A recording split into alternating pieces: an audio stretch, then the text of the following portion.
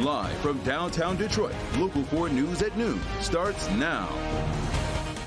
Victims of domestic and sexual violence are getting new support with two bills just signed into law.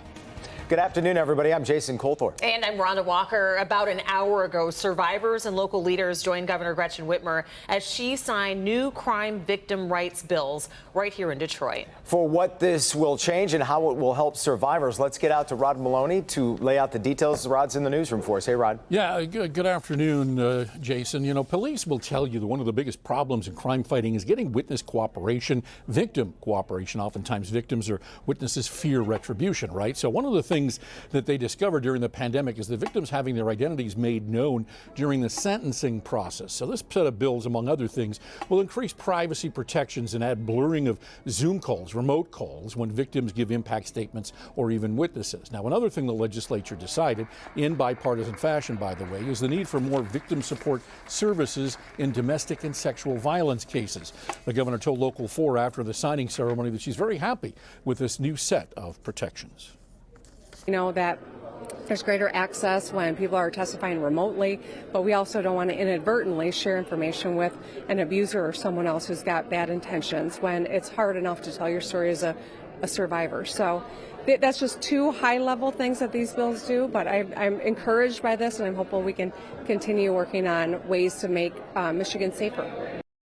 Now, Detroit Police Chief James White also appeared at today's signing, and he said that the newly signed bills will help domestic violence victims in particular, and was very happy to see the changes. He also said the bills will empower domestic abuse survivors. Reporting live in the newsroom, Rod Malone, Local 4.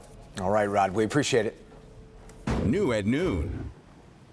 We're working to find out more about a police situation that ended a short time ago on Detroit's west side. Sky 4 was over the scene about 9:30 this morning on Stopel Street near Elmhurst. You can see multiple officers on the ground there next to an armored vehicle outside of a house.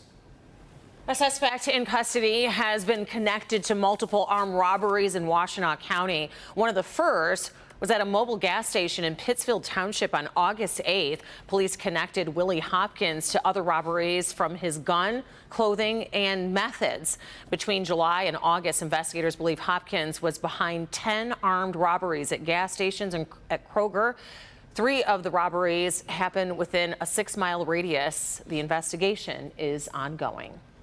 An update now to a story we brought you on the morning show. 2 people are in custody for the shooting of a Pontiac teenager. 16-year-old Desiree Child was shot and killed while walking home October 28th. She was walking home with a friend near South Johnson Avenue and Menominee Road when she was shot. A 27-year-old man who is now under arrest on weapons-related charges is also suspected of being involved with the shooting. A 32-year-old man also in custody.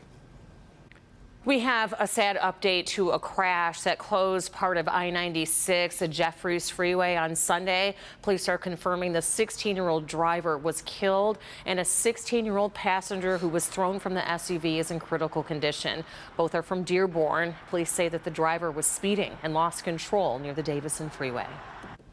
A former Warren police officer expected to be in federal court today in about 57 minutes.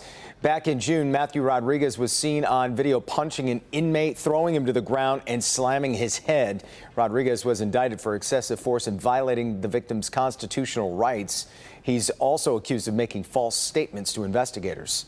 After months of speculation, former U.S. Representative and Republican Peter Meijer is jumping into the growing field of candidates vying for Michigan's open U.S. Senate seat when Senator Debbie Stabenow's term ends. The official word came a short time ago. Meijer is 35. He's from Grand Rapids Township. He's an Iraq War veteran and grandson of the founder of the Meijer supermarket chain. He was elected back in 2020 to succeed U.S. Representative Justin Amash to represent the Grand Rapids area in Congress, but lost re-election in 2022. Monday came roaring back, or the work week, I should say. A little bit of everything, including some wind today. Yes, and that's what we are going to be feeling, but at least it's from the south, Ashley, and it's warm.